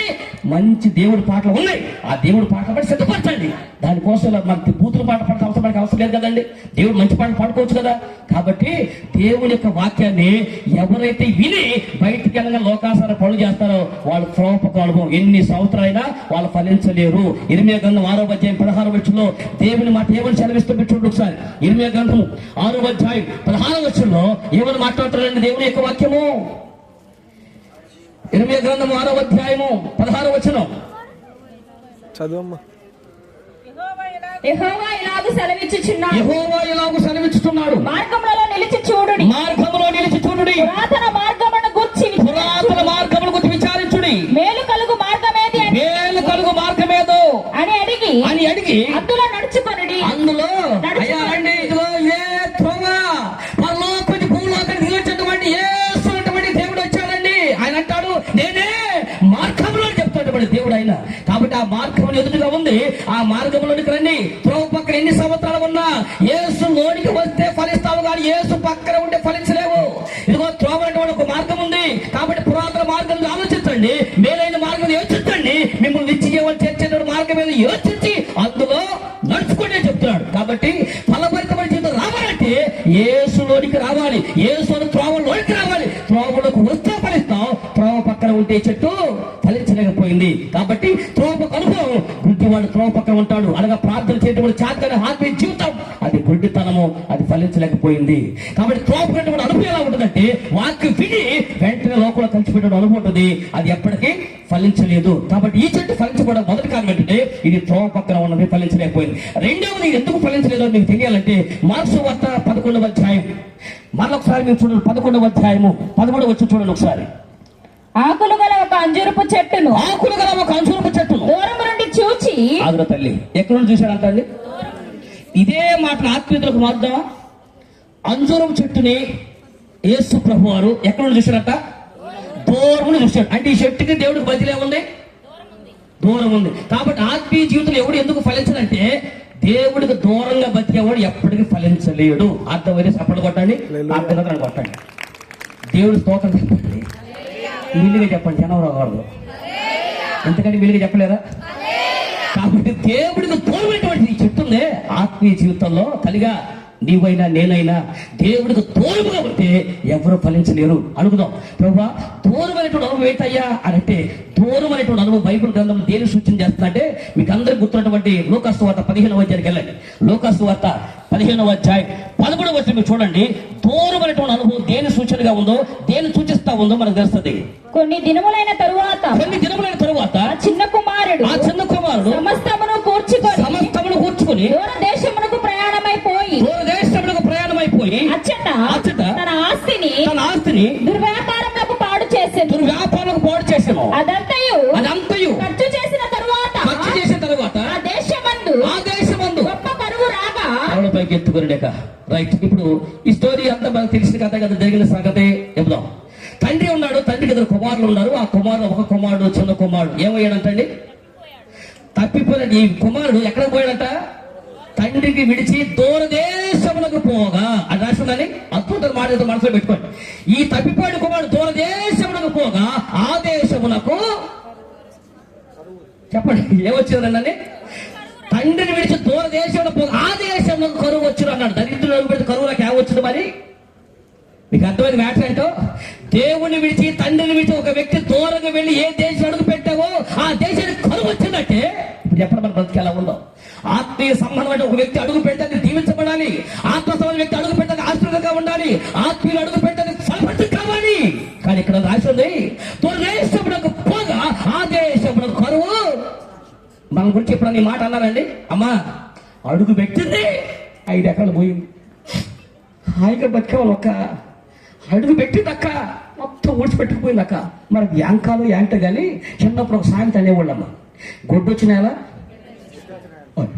మీకు తెలిసిపోతుంది ఇక. అలానే ఇప్పుడు అమ్మ గొడ్డొచ్చిన ఎలా అంటే అర్థం ఏంటండి? ఇప్పుడు నేను అడుగుతాను, మీరు అడుగు పెట్టేటువంటి స్థలం అంతా ఎలా ఉండాలంటండి? అడుగు పెట్టే స్థలం ఎలా ఉండాలి? ఆ దేవుడికి దగ్గరగా ఉన్న వ్యక్తి ఎక్కడ అడుగు పెడితే ఆ స్థలం దీవించబడి తప్ప దేవుడు దూరమైన వ్యక్తి ఎక్కడ అడుగు పెడితే అక్కడ నాశనమే. మీకు ఐగుప్తు దేశానికి ఏసే బిల్లు గుర్తుందండి? ఐగుప్తు దేశానికి ఏసే బిల్లు ఏమైంది చెప్పండి? ఐగుప్తు ఆత్మసమ ఒక వ్యక్తి ఐగుప్తు దేశంలో ఉండబట్టి ఏసేబుని బట్టి దేవుడు ఐగుప్తును ఆశీర్వదించాడు. దానిలో షడ్రక్, మేషక్, అబేద్నెగో యోధ యువకులు నలుగురు వాళ్ళు బబులోను దేశంలో ఉన్నారు. బబులోను దేశం పేరును బట్టి దేవుడు వాళ్ళ ఆ దేశాన్ని దీవించాడు. ఒక ఆత్మీయుడు అడుగు పెడితే ఆ ప్రాంతం దీవించబడాలి. అంతెందుకండి, మన యాకోబు గారు ఉన్నారు కదండి, వాళ్ళ మామగారు అటువంటి లాభాలు గారు అన్నాడు. ఎవరు? లాభాలు గారు అంటాడు, యాకోబు నిన్ను బట్టి అన్నాడా, నిన్ను బట్టి నీ దేవుడు నన్ను ఆశ్రయించాను. అంటే దేవుడికి దగ్గరగా ఉన్న బిడ్డలు ఎక్కడ అడుగు పెడితే అక్కడ ఏముండాలి? నేను ఒక మాట అడుగుతాను, మీరు ఏమనుకోనంటే, మొదట ఛాన్స్ ఆడవాళ్ళకి ఇస్తాను, మొదటిసారి మీకే కాబట్టి ఛాన్స్ ఇచ్చిన తర్వాత బంతి మా కోట్లు వేస్తాను. నేను అడుగు పెట్టిన తర్వాత మా అత్తీలు దీవించబడిన వాళ్ళు చేయొద్దండి. ఏమ్మా మీరు చెయ్యెత్తారా? నాకు చూపు అందలేదా? ఇప్పుడు ఇవన్నీ నీకు అవసరమయ్యా, మాకు స్విచ్లు పెడతాను కాకపోతే కొంతలో నువ్వు వచ్చి చెప్పింది నేను చెప్పాను. ఇప్పుడు సరిపోయి చెత్తుదామంటే పక్కన అత్తుని ఉంటుంది. నువ్వు వచ్చినాక నాకు కొంప దీవించబడింది అని అంటే ఏమో చెప్పండి ధైర్యంగా. నేను అడుగు పెట్టాను, ఇదిగో నా స్థానం ఇంట్లో అడుగు పెట్టాను, నేను అడుగు పెట్టిన తర్వాత మా ఆయన దీవించబడ్డాడు అన్నవాళ్ళు మరి ఏం చేయటానికి తల్లిగా మరి కనీసం ఇప్పుడు మా బాయ్స్కి ఛాన్స్ ఇచ్చుకుంటాం. నేను అడుగు పెట్టిన తర్వాత మా మావిళ్ళు దీవించబడి అన్నవాళ్ళు చేయొద్దండి. ఇప్పుడు అద్భుతం మాట చెప్పండిరా, చెప్పినోడు చెయ్యి ఎట్టాగే ఉంది. ఇప్పుడు మ్యాటర్ అసలు అలా ఎలగాలి మీకు. ఇప్పుడు నేను చెప్పిన తర్వాత చెయ్యి ఎత్తానంటే అర్థమేంటి చెప్పండి? ఇప్పుడు నేను అడుగు పెట్టాను, మా మామ స్థలం దీవించబడి అన్నాడు, అది సంగతి. అర్థమైందండి? ఈ మాట నేరుగా మా మామగారికి నవ్వి తెలుసు కాబట్టి నవ్వినని చెప్పండి. మా మామిటికి వెళ్ళిన తర్వాత మా మామిలు నన్ను బట్టి దేవుడు ఆ ఇంటిని ఆశ్రయించాడు. నేను వెళ్ళిన తర్వాత ఇంటి దీవించబడింది. నేను వెళ్ళిన తర్వాత వాళ్ళందరూ రక్షించబడ్డారు. నేను వెళ్ళి సువార్త చెప్పిన తర్వాత మా మామ రక్షణలోకి వచ్చారు. వాళ్ళు అన్ని రకాలుగా దీవించబడడానికి ఖచ్చితంగా నేనే నా ద్వారా దేవుడు కార్యం చేశాడు. No doubt. ఈ మాట సాటుగా ఉన్న ప్రజలు నవ్వించారు, అడిగించాలి. కాదు అంటే కాకని గెట్టకూడదు ఒక్కన మళ్ళీ. అర్థమైందా? కానీ ఒక మాట చెప్తా, తప్పిపోయినటువంటి అనుభవం ఎలా ఉంటుందంటే, దేవుడికి ఒకప్పుడు దూరం ఉంటుంది నా జీవితంలో. తల్లిగా ఈ అనుభవం నా జీవితంలో ఉంటుంది. ఒకప్పుడు అనగా వయసు యవన కాలం దశలో ఉన్నప్పుడు నేను ఏది చేసిన ఎత్తుమానమే. మా అన్నయ్యకి సైకిల్ ఉండేది కదండి, నాకు సైకిల్ లేదు. మా అన్నయ్యలు 6 దినాల సైకిల్ వాడుకుని 7వ దిన నాకు సైకిల్ బతిరాడు సైకిల్ ఇచ్చేవాళ్ళండి. తప్పిపోయిన కొమ్మాడంటే ఎలా ఉంటుందో చెబుతానండి. సేమ్ నన్ను చూసి మీకు గుర్తు రావాలా. 7వ దిన మా అన్నయ్య సైకిల్ ఇస్తే సైకిల్ వేస్తే ఇలా వెళ్ళి ఇలా వచ్చేసరికి హ్యాంగ్ విరిగిపోయేది. ఏదో దానికి ఉద్దేశం హ్యాండ్లు బొద్దాలు వేసుకుని సైకిల్ ఈడ్చుకుంటూ వచ్చాడు పక్క నుంచి. ఇక నన్ను చూసి ఎరా ఎన్ని వస్తువులు నాశనం చేయాలి, ఈ సైకిల్ ఇవ్వకొట్రా అని మా అన్నయ్య తిడతా ఉండేవాడు. నేను అనుకునేవాడు అప్పుడు దాకా బాగుండేదండి. నా చేతిలో రాగానే పంచర్ అవ్వటమో, బరస్ట్ అవ్వటమో, చైన్ తెగిపోవటమో ఏదో జరుగుతూ ఉండేది. మరి నేను ఏం చేసా నాకు అర్థం కాక నాకు నేను ఏడ్చుకుంటూ ఉండేవాడిని. అప్పుడు దాకా బాగుండేటువంటి సైకిల్ నా దగ్గర రాగానే పోయేదండి. అప్పుడు మాట చెప్పనండి, ఊరందరూ చేపలు పడతారండి, నేను చేపలు పడతాకి వెళ్తానండి. అమ్మా ఈ దరిద్రం నాకే ఉందో లేక ఎవరికైనా అనుభవం ఉందో మీరు గుర్తు తెచ్చుకొని చెప్పండి అన్నలారా. వాళ్ళందరికీ గేలం అయితే చేపలు పక్కిలు జనాలు పడితే నాకు గురకలు పడి అర్థమైనా నాకు ఎంత బాధ వేసేదండి. అదే వాళ్ళతో పాటు నేను గేలం వేస్తాను కదా, నేను కొత్త ఎర్రలేను తయారు చేసుకొస్తానా, వాళ్ళతో నేను ఎర్రలోకి వెళ్ళాడు కదా, నాకు మాత్రం ఈ పడిపోయాయి గురకలు పడి. అంటే ఒళ్ళేనా ముళ్ళే ఒకటి అడిగి అయ్యా నేను అనుకునేవాడు ఆడ పడతాయి కదని చెప్పి ఆడేసేవాడి. ఎందుకు జనాలు వేసి పట్టే కాడ పడితే బాగుంటుంది కదండి. అందుకని మనకు ఒంటరి తేడా లేక 6 గేలం ఎత్తే మళ్ళీ నాకే గురకలు పడి, కానీ వాళ్ళకైతే జనాలు పక్కిలు పడి. నేను అనుకునేవాడిని ఈ రాక అంటే ఎట్టుంటుంది అని చిన్నప్పుడు చాలా బాధపడేవాడిని. ఏది ఇది ఒకటి కాదండి, ఒకటి చిన్న ఉదాహరణ చెప్పాను అంతే. అంటే సైకిల్ చూస్తే అలా అయ్యేది, చేపలు పడితే మనం ఎలా అయ్యేది. ఓ రోజు మా మేనమామ కొడుకు కనపట్టే సుదర్శన్ గారిని బతిలో ఆడుకుని టేప్ రికార్డ్ ఇవ్వు బావా అని అన్నానండి. అంటే నేను ఈయనన్నాడు, మా అత్త చేత రికమెండేషన్ చేపిస్తే మరి టేప్ రికార్డ్ తీసుకెళ్ళండి. మన ఇంటికి ఇలా ఆన్ చేశాను, ఏదో రీలు మొత్తం చుట్టుకుపోయింది. నేను అనుకున్నాను అది వచ్చి గబగబ లాగిచ్చేద్దాం మా బావు, కానీ ఆ రీల్ అంతా ఎట్టెట్టు లాగి ఎంత పెద్ద గొప్ప అయిపోయిందండి. అది మనకు రానే వచ్చాడు, అందుకే నీకు వస్తూ నీకు అని చెప్పి తిట్టుకొని తిట్టి మొక్క టేప్ రికార్డ్ వెనక్కి తీసుకుపోయాడు. నేను అనుకుంటాను నాకే ఇలా ఎందుకు జరుగుతుందమ్మా. ఇప్పుడు చెప్పండి మీకు ఎంతమందికి ఎలా ఉంది అనుకున్నా అమ్మా. దీని ఒకప్పుడు ఏది చేసినా ఎత్తుబరమే. దేవుడికి దూరం కూడా అడుగుపెట్టి కొంపలు నాశనం అవుతాయి. దేవుడికి దూరం కూడా ఎక్కడ అడుగుపెట్టి అక్కడ శాపమే. కానీ ఆ తర్వాత నిండు యవ్వన కాల దశలో దేవుడి యొక్క పిలుపు మేరకు దేవుడు సువార్త అందించిన కాడికి 19 ఏళ్ల వయసులో దేవుడు నమ్ముకుని 23 ఏళ్ళ సువార్త ప్రకటించాను. అక్కడి నుంచి నేటి వరకే ఇప్పుడు అడుగుపెట్టే ప్రతి స్థలము దేవుడు దీవిస్తూనే వచ్చాడు. దేవుడి స్తోత్రం కలుగును గాక. ఇప్పుడు రవీంద్ర అడుగు పెట్టినటువంటి కాడ సమాధానం పడి తప్ప తగాదాలు లేవు. ఇంతవరకు సువార్త ప్రకటనలో, ఇన్ని సంవత్సరాల సువార్త ప్రకటనలో ఒక్క రోజు కూడా సువార్తలో తగాదా వచ్చే చరిత్ర లేదండి. 23వ సువార్త ప్రకటన ఇప్పుడు 53 సంవత్సరాలు, 50వ సంవత్సరం వచ్చింది. అర్ధ సెంచరీ, హాఫ్ సెంచరీ కొట్టా. ఈ హాఫ్ సెంచరీ 22 సంవత్సరాల్లో ఇన్ని సంవత్సరాల సువార్తలో ఒక్క సువార్త సభలో కాంట్రవర్సీ కూడా రాకోకుండా దేవుడు సమాధానం ఇచ్చుకుంటూ వచ్చాడు.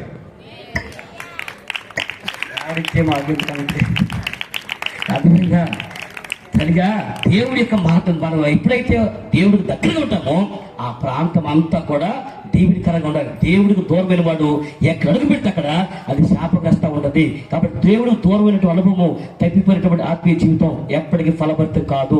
ఈ రోజు రాత్రిలో దేవునికి దూరం అయిపోయావా, వాక్యానికి దూరం అయ్యావా, ప్రార్థనకు దూరం అయిపోయావా, పరిచయకు దూరం అయిపోయావా, ఒకవేళ దేనికైతే దూరంగా వెళ్ళిపోతున్నావో అలాంటి దూరమైన అనుభవం నేను ఎప్పటికీ ఫలభరితం కాదు. ఒకటి, ఈ చెట్టు ఫలించకుండా కారణము దూరముగా ఉంది, ఫలభర్తి కాలేకపోయింది. దూరం ఉన్నటువంటి అనుభవంలో రెండో విషయం ఏంటంటే చదవండి ఒకసారి. సామెతల గ్రంథం 7వ అధ్యాయం, సామెతల గ్రంథం 7వ అధ్యాయం 19వ వచ్చి మీరు చదవండి.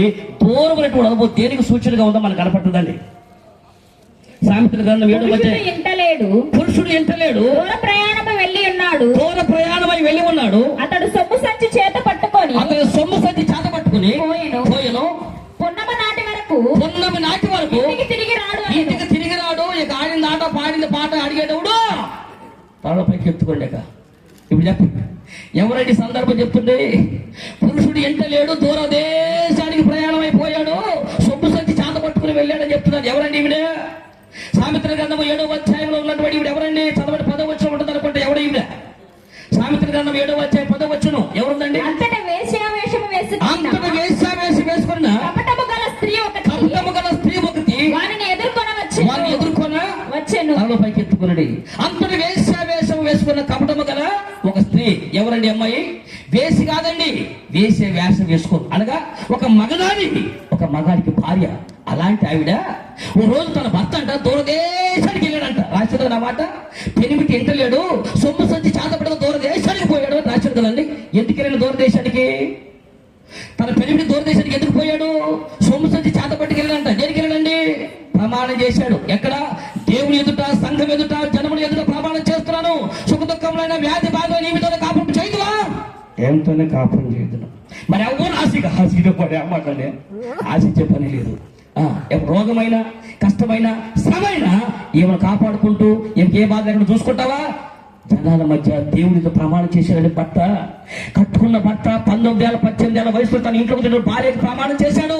సుఖ దుఃఖమైన వ్యాధిమైన చివరి వరకు నేను పోషించుకుంటానని చేసిన ప్రమాణం కట్టుబడి ఉండి చేస్తున్న కష్టాలతో డబ్బులు సరిపోక, ఊర్లో చేసేటువంటి కష్టాలతో వచ్చే డబ్బులు కుటుంబానికి సరిపోక, ఏమా నేను ఎంత సంపాదించినా మనకు సరిపోవట్లేదు, ఈ ఊరిలో కష్టాలు సరిపోవట్లేదు. ఓ పని చేద్దాం, నిన్ను నీ బిడ్డల్ని ఇదిగో మనకున్నటువంటి తల్లిదండ్రుల్ని వీళ్ళందరూ మనం పోషించుకోవాలంటే ఈ తరం సరిపోదు.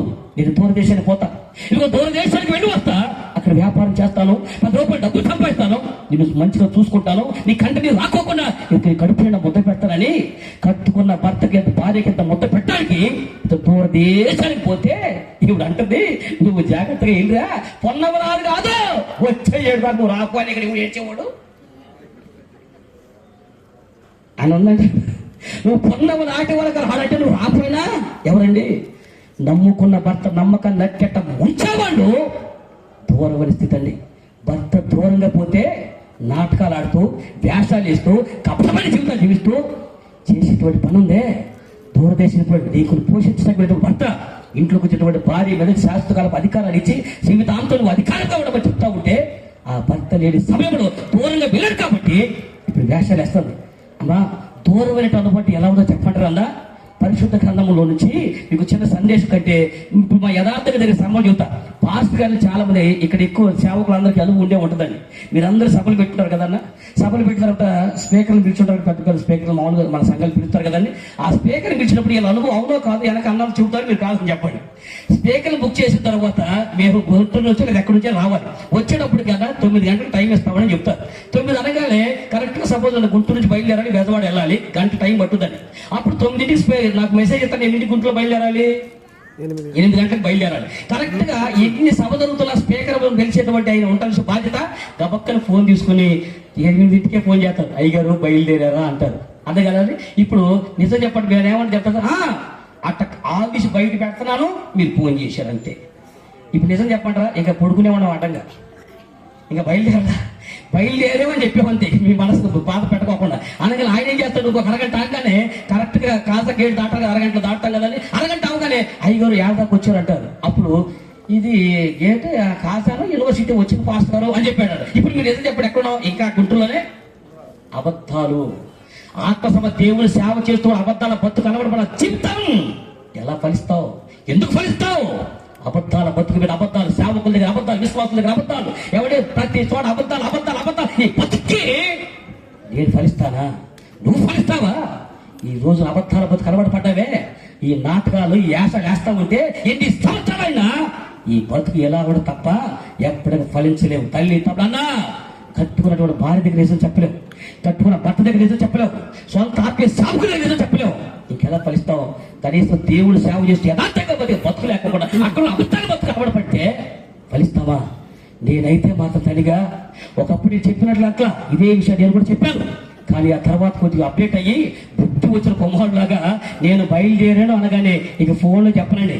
ఇప్పుడు వాట్సాప్ వచ్చి కదండి, లొకేషన్ షేర్ చేస్తా, నేనున్న లొకేషన్ షేర్ చేస్తా. ఇక నేను ఎంత టైంలో వస్తాను మీరే చూసుకోండి బాబు, ఒక లేట్ అయినా దాన్ని బట్టి ఫాలో అవ్వండి నేను చెప్పి చెప్పడానికి అలవాటు పడ్డా. ఇదే మాట ఒకప్పుడు చెప్పాను, దూరంగా ఉంటే అబద్ధాలు ఆడతారు, దూరంగా ఉంటే వ్యాసాలు వేస్తారు, దూరంగా ఉంటే నాటకాలు ఆడతారు. అది దగ్గరగా ఉంటే అబద్ధాలు ఆడే ఛాన్సే ఉండదు. కాబట్టి ఇప్పుడు దూర దేశానికి పోయినటువంటి పెరిమిటి ఎవరు తెలుసండి? మన ప్రభు అయిన యేసు దూర దేశానికి పోయాడు. ఎందుకు తెలుసా? నేను మరలా వస్తాను, నేను వచ్చినప్పుడు నాతో కూడా మీరు ఉన్నట్లుగా నేను స్థలములు సిద్ధపరిచి వస్తానని మన దేవుడు తన సంఘమును భార్యని వదిలిపెట్టి దూర దేశానికి వెళ్ళాడండి. ఇప్పుడు సంఘం ఏం చేయాలండి? నువ్వు వచ్చారా లేకపోతే లేదని చెప్పి దేవుడు దూరంగా వెళ్ళి మన ప్రభువుని యేసు నిన్ను సృష్టించేవాడిని భర్త అయినటువంటి ఆయన దూర దేశానికి వెళ్ళి మరలా వచ్చే లోపు వేషాలు వేస్తూ నాటకాలు ఆడుతూ అబద్ధాల బతుకు అలవాటు పడుతున్నామా? లేదు ప్రభా, యథార్థమైన బ్రతుకుని కూడా ఎదురు చూస్తానయ్యా. నువ్వు వచ్చేంత వరకు నష్టమైన కష్టమైన నిందలైన అవమానాలైనా నీ కొరకు సువార్తను ప్రకటిస్తూ నీ నామాన్ని కనపరుస్తూ నేను ప్రార్థన చేస్తూ ఎదురు చూసే నీ ఛాయ తీరమైన భార్యలాగా నేను ఉంటాను అంటే అందరు గట్టిగా చప్పట్లు పడి దేవుడు కనపరచండి. అయ్యా నేను నీ కొరకు సిద్ధంగా ఉంటాను ప్రభా, నేను నిన్ను మోసం చేయనయ్యా. అయ్యా ఇచ్చినటువంటి బాధ్యత నమ్మకంగా పనిచేస్తాను ప్రభా, ప్రాణము పోయినా నమ్మకంగా ఉంటానని నమ్మకంగా ఉండాలి. దూరమైన జీవితం వేషధారణ బ్రతుకు, దూరమైన బ్రతుకు, అబద్ధాల బ్రతుకు. అందుకని ఈ చెట్టు ఫలభర్తి ఎందుకు కాదంటే ఆత్మీయతలో ఫలభర్తి కావు. వేషాలు వేసి నాటకాలు ఆడుతూ ఉంటే ఎవ్వరూ ఫలించలేము. నీకు చెప్పే నేనైనా ఈ నా బ్రతుకు ఎప్పటికీ ఫలించదు. 2 విషయాలు చెప్పి అమ్మయ్య కష్టపడి. ఇప్పుడు 3వ విషయం చెప్తాను, అదే వచ్చిన మీరు మళ్ళా చదవండి ఒకసారి.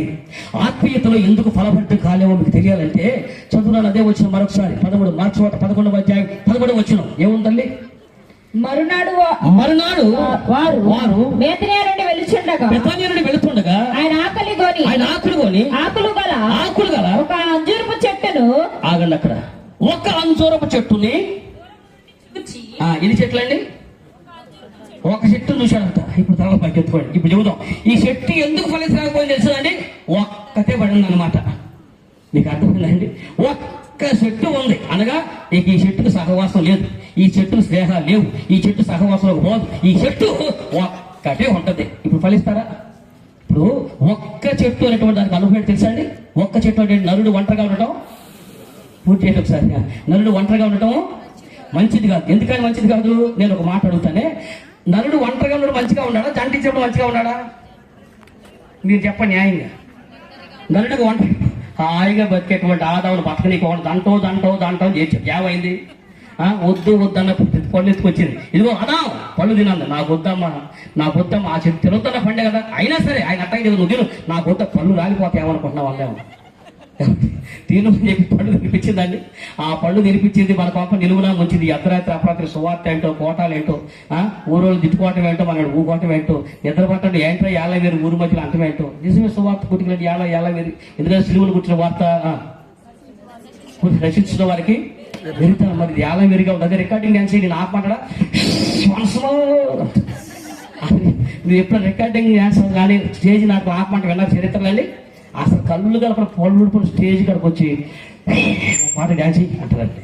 టైం అయిపోతాను ఆపడం వేయాల్సిందే డాన్స్ తప్పించదు. అదే దేవుడి వాక్యం మాత్రం అసలు అనుకున్న టైంకి అరగంట దాటిందంటే వాళ్ళ సంగతి మీరే మొదలు పెడతారు. ఎంతసేపు వాక్యం ఏంటి, ఎంతసేపు వాక్యం ఏంటి, ఎంతసేపు చూస్తారు ఎక్కడ వాక్యం అంటే 45 minutes. అసలు ఎంత ఈ చేత మీ చేత తిట్టించుకుని వాళ్ళ చేత తిట్టించుకుని ఊరందరి చేత తిట్టించుకోవడం కానీ ఎవరు మన అమ్మమ్మ. ఏ తల్లి వద్దు వద్దండి పోడీలేండి. వాచి గుర్తుపెట్టుకోండి. జంటగా ఇచ్చేటప్పుడు తర్వాత ఆమె పండు ఎత్తుకొచ్చి ఇస్తే ఆదాం మోసపోయి తెలియదండి, కావాలని తిన్నాడు. కావాలనే ఆ పండు తిన్నాడు. దేవుని చెప్పి ఒకసారి చెప్తాలే కదా ఆ విషయం, కానీ వాళ్ళని గుర్తు చేస్తా. ఆదామైనటువంటి ఆయన కావాలని పళ్ళు తిన్న, పళ్ళు తింటే చచ్చిపోతామని తెలుసు. ఇప్పుడు పళ్ళు తినబడి తన భార్య చనిపోతుంది. కానీ దేవుడి ప్రేమ తెలిసినటువంటి ఆదాము ఇప్పుడు నేను కూడా పళ్ళు తింటే నన్ను బతికియటంతో పాటు నా భార్యను కూడా దేవుడు బతికిస్తాడు అనే ఉద్దేశంతోనే ఆ పండు కావాలని తిన్నాడు. ఇది కేవలం యేసు ప్రభు సంఘం విషయం కూడా అంతే. సంఘము చేసేటువంటి పాపాన్ని కడపటి ఆదామున క్రీస్తు కూడా ఆ పాపాన్ని కావాలని మీద వేసుకుని తను బతికాడు, తన సంఘమును భార్యను బతికించాడు. కాబట్టి ఆ సంఘటన ముందుగానే సూచనగా జరుగుతూ ఉంది. కానీ ఒకటి ఒంటరితనం అంటే వాడు మంచిది కాదని మనం తెలుసుకోండి. సహవాసంలో ఉండండి, ఆత్మీయ సహవాసం పెరగండి. ఒంటరితనం ఏమైందో మీకు ఆదికాండం 34వ అధ్యాయంలో మరొక సంభవాన్ని చూపిస్తా చూడండి ఒకసారి. ఆదికాండము 34వ అధ్యాయం మొదటి వచనంలో ఏం జరిగింది చెప్పండి. ఆదికాండము 34వ అధ్యాయం మొదటి వచనం. లేయా యాకోబునకు కనిన కుమార్తెనా దీనా ఆ దేశపు కుమార్తెలను చూడవెళ్ళెను. ఆ దేశము ఏలిన హివ్వీయుడైన హమోరు కుమారుడగు షెకెము ఆమెను చూచి ఆమెను పట్టుకొని ఆమెతో శయనించి ఆమెను అవమానపరిచెను. అతని మనస్సు చూడండి. దీనా అనేటువంటి అమ్మాయిని గురించి నాకు ఒక మాట చెప్పనివ్వండి. ఏమిటి అబ్రహాం అక్కడ యాకోబు గారికి 9 భార్యలు ఉన్నారు. ఆ 9 భార్యలు 12 మంది కుమారులు ఉన్నారు. ఒక్కగాను ఒక ఆడపిల్ల. అవును కదండి. 12 మంది మగపిల్లల మధ్య ఒక ఆడపిల్ల ఉందండి. ఎంత గారాలు పట్టి చూసుకుంటాం చెప్పండి. మామూలుగా ఆడపిల్ల అంటేనే ఎక్కువ గారాలుగా చూసుకుంటాం మగపిల్ల కంటే. అలాంటి 12 మంది మగపిల్లల మధ్య ఒక ఆడపిల్ల అంటే కాలు కింద పెట్టేస్తారండి. పైగా సొంత అమ్మ, చిన్నమ్మ, పెన్నమ్మ, బుల్లమ్మమ్మ ఎంతమంది ఉన్నారండి. బుల్లి మమ్మీ, పెద్ద మమ్మీ, చిన్న మమ్మీ, 3 మమ్మీలు ఉండాలి. సొంత అమ్మ ఉంది. ఈ పిల్లకి కనీసం కాలు కూడా కింద పెట్టలేదండి. అలాంటి అమ్మాయికి ఒక రోజున దీనటువంటి ఈ పిల్లకి ఆ దేశపు కుమార్తెను చూడ వెళ్ళిందంటమాయ్. పంపల కాలు నిలవ నీకు. ఆ దేశపు కుమార్తెను చూడబోయింది. సరే వెళ్తే వెళ్ళాలని కోరి పుట్టి మంచిది వద్దని చెప్పలేదు కదా. ఎందుకంటే నువ్వు వెళ్ళాలని ఆశలు కాబట్టి, నువ్వు మేజర్వే కాబట్టి వెళ్ళు అడుగుదాం. కనీసం వెళ్ళేటప్పుడు నానా నేను ఆ దేశపు కుమార్తె చోట వెళ్తాను, ఆ ఊరికి చూస్తాను, నాతో పాటు రండి అని డాడీని అడిగావా? డాడీని అడగలేదు. పోనీ కనీసం మమ్మీలు ఉండాలిగా. సొంత మమ్మీ కాకపోయినా మిగిలిన నీ పిన్నవాళ్ళు ఉండాలిగా. వాళ్ళన్న మమ్మీ నేను ఆ దేశానికి వెళ్ళి వస్తాను, నాతో పాటు రండి మమ్మీని అడిగావా? సరే ఏమీ అడగరా. కనీసం నీకు అన్నదమ్ములు ఉండాలి కండి. దేవుడు 12 మంది సంతానం అన్నదమ్ములు ఇచ్చారుగా. కనీసం అన్నయ్య నాతో పాటు రండి అని ఎవరన్నా అడిగావా? మరి అడగరా. అంటే అర్థం ఏంటి? ఆడద టపలనుకున్నారా, సభలనుకున్నారా, తపలనుకున్నారా? మరి అర్థమన్నా ఏ వదిలేస్తా? నేను ఒక్కదానే పోతాను నా క్యాంటీన్ అని నేను ఒక్కదానే తిరుగుతాను అనుకుంటూ పోయావు. సరే అమ్మా, పైగా మనకు మాట్లాడదండి. ఒక స్త్రీ అర్ధరాత్రి ఒంటరిగా తిరగలిగినాడే నిజమైన అర్ధరాత్రి ఏం పని మీకు అమ్మాయ? సరే వచ్చిన మంచిదే కదా. ఎందుకంటే అర్ధరాత్రి ఎందుకంటున్నా ఏం పనికి అర్ధరాత్రి? అయ్యావునంటే ఆడవాళ్ళు స్వతంత్ర హక్కులు లేవా? నేను అంటున్నాను ఆడవాళ్ళు స్వతంత్ర హక్కులు లేవా అనే విషయం కాదురా తల్లిగా. ఒంటరితనం మంచిది కదండి మాట ఎందుకు చెప్తారు తల్లిగా? ఆడపిల్లలు ఇప్పుడు మీకు ఒక మాట చెప్తాను, మీరు ఎన్నిదా భావించుకోవడం ఆ మాట వినండి.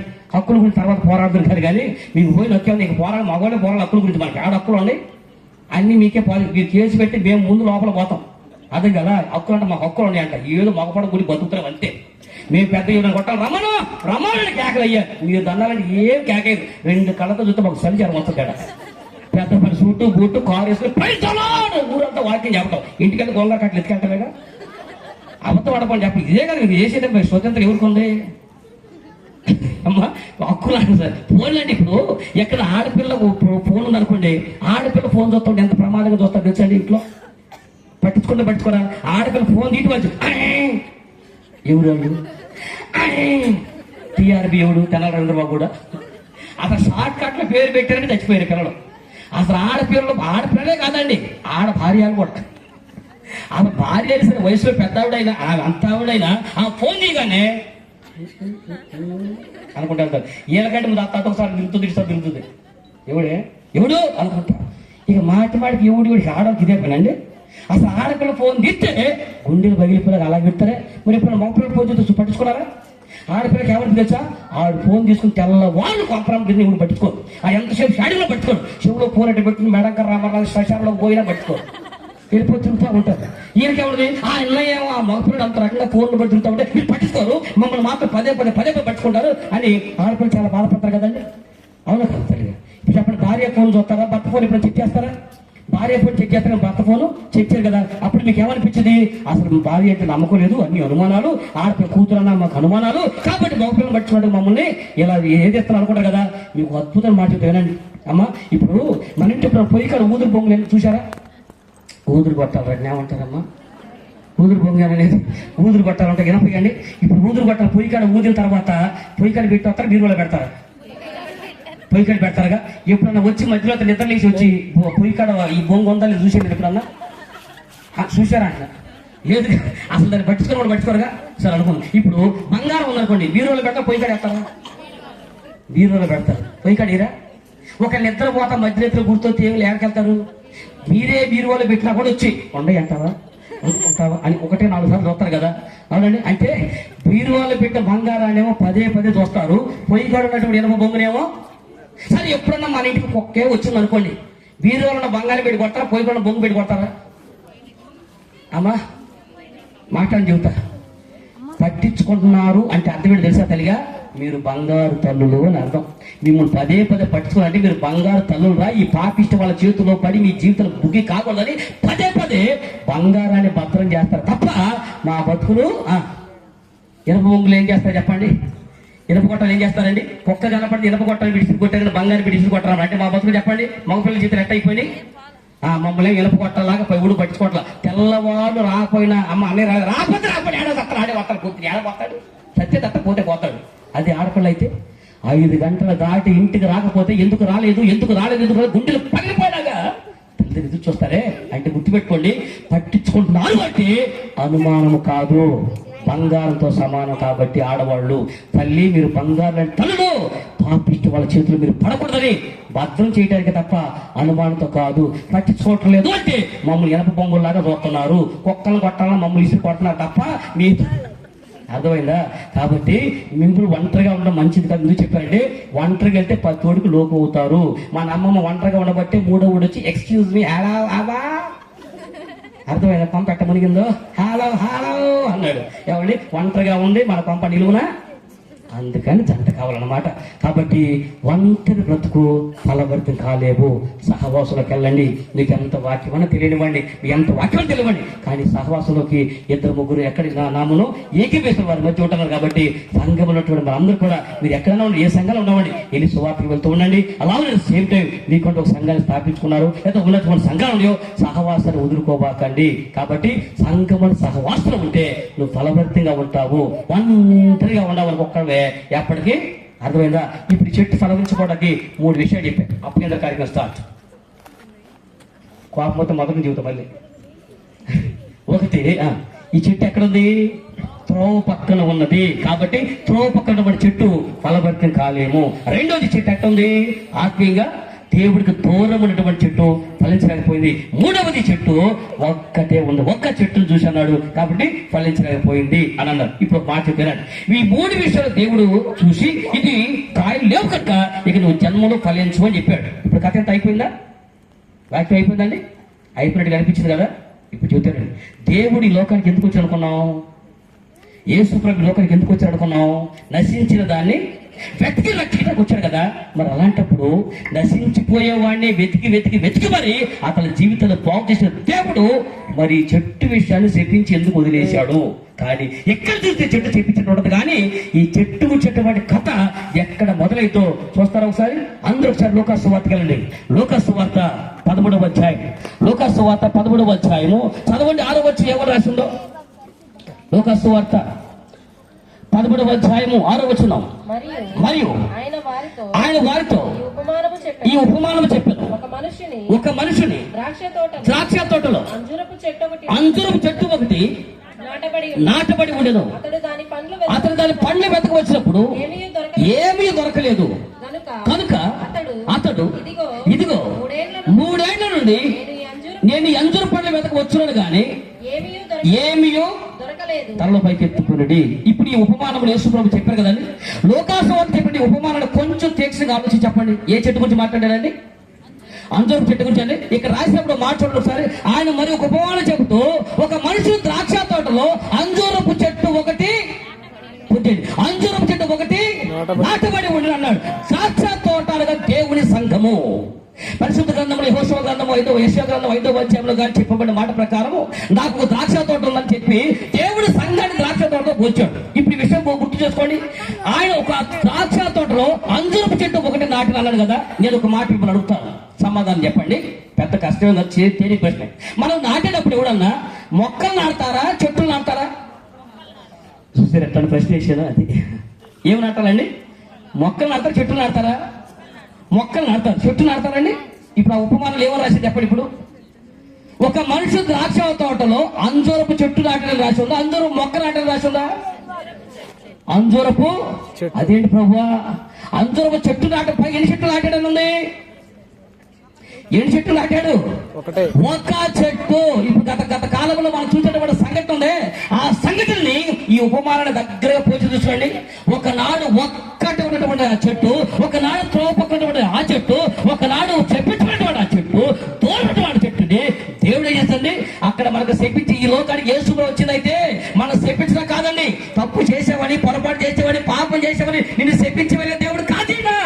తెలిసో తెలియక తప్పుడు మార్గం వెళ్తా ఉంటే ఏ విధము చేతులైనా మన బతుకును మార్చే దేవుడు తప్ప నిన్ను శాపను విడిచిపెట్టే దేవుడు ఆయన కాదు. కాబట్టి ఎండిపోయినటువంటి చెట్టు, శపితమైన మన బ్రతుకుల చెట్టు, వేషాలు వేస్తూ నాటకాలు ఆడుతూ కపటం ఆడుతూ ఒంటరిగా బతుకున్న చెట్టుని అక్కడి నుంచి పెరిగి ఇప్పుడు ఎత్తుకొచ్చి సంఘం అనే తోట మధ్యలో నాటి వెళ్ళాడు. దేవుని స్తోత్రం కలుగునుగాక. ఇప్పుడు ఒక్క చెట్టు అక్కడ ఒంటరిగా ఉంది. ఒక చెట్టుని ఇప్పుడు తీసుకొచ్చి అన్నాడు. ఒకప్పుడు త్రోవ పక్కన ఉంది. ఇప్పుడు ఈ వాక్యంలో ఏడకొచ్చి చెప్పండి. చెట్టు సంఘం అనే మధ్యలోకి త్రోపకం ఈ చెట్టు ఇప్పుడు సహవాసం మధ్యలోకి వచ్చావు. ఒకప్పుడు ఒక్కదాని ఉండవు, ఇప్పుడు ఎంతమంది నీకు తోడుగా? సంఘం అంతా ఇప్పుడు నీకు తోడుగా ఉంది. మూడవది, ఒకప్పుడు ఎట్లా ఉండవు? దూరంగా ఉండవు, ఇప్పుడు ఎక్కడికి వచ్చావు? ఇప్పుడు చెప్దాం. ఇప్పుడు సంఘంలోకి వచ్చావు, నీకు సహవాసంలోకి వచ్చావు. ఇప్పుడు దేవుడు వాక్యానికి దూరం దగ్గరకు వచ్చేసావు. ఇప్పుడు నువ్వు దేవుడికి దగ్గరగా ఉన్నావు, సహవాసంలోకి వచ్చావు. ఇప్పుడు ఒంటరిగా లేవు. ఆయన త్రోవ పక్కన ఉన్నటువంటి నీవు ఇప్పుడు సంఘం మధ్యలోకి వచ్చిన తర్వాత ఇప్పుడన్నా నువ్వు ఫలించావా లేదా చెప్పండి. ఈ ఉపమానాన్ని అడుగుదాం. ప్రభువా ఎందుకు ఈ చెట్టు ఫలించిందా లేదా? కంటిన్యూ చేసి చెప్పండి ఒకసారి ఆ మాటని. ఈ చెట్టు ఫలించిందా లేదా? ఈ 3 సంవత్సరాల మట్టి నేను మీ మధ్యకు వస్తున్నాను ఇక్కడికి. ఈ 3 ఏళ్ల మట్టి చూస్తా ఉంటే ఏం రాస్తుంది అక్కడ? కనుక అతడు ఇదిగో 3 ఏళ్ల నుండి నేను ఈ అంజూరు పండ్ల వెతక వచ్చాను గాని ఏమీ దొరకలేదు. దీనిని నరికివేయము. దీనివల్ల ఈ భూమి ఎలాగునా అన్న, అక్క, తమ్ముడా, చెల్లి చూడండి. ఒంటరిగా ఉన్నప్పుడు ఫలించలేకపోయావు, దూరంగా ఉన్నప్పుడు ఫలించలేకపోయావు, త్రోపకు ఉన్నప్పుడు ఫలించలేకపోయావు. ఇప్పటికైనా మన బ్రతుకు మారుతామని ఇప్పుడు మంచి సహవాసం ఇచ్చి, మంచి సంఘం ఇచ్చి, ఊరికి మధ్యలో పెట్టి నిన్ను నాటి దేవుడి దగ్గరగా ఉంటున్నా కూడా ఈ 3 ఏళ్ల నుంచి వస్తున్నా ఒక్క ఫలం కూడా ఫలించలేదంట. అప్పుడు దేవుడు అంటాడు ఇది ఒక వేస్ట్ అన్నాడండి. మీకు అర్థమైన మాట.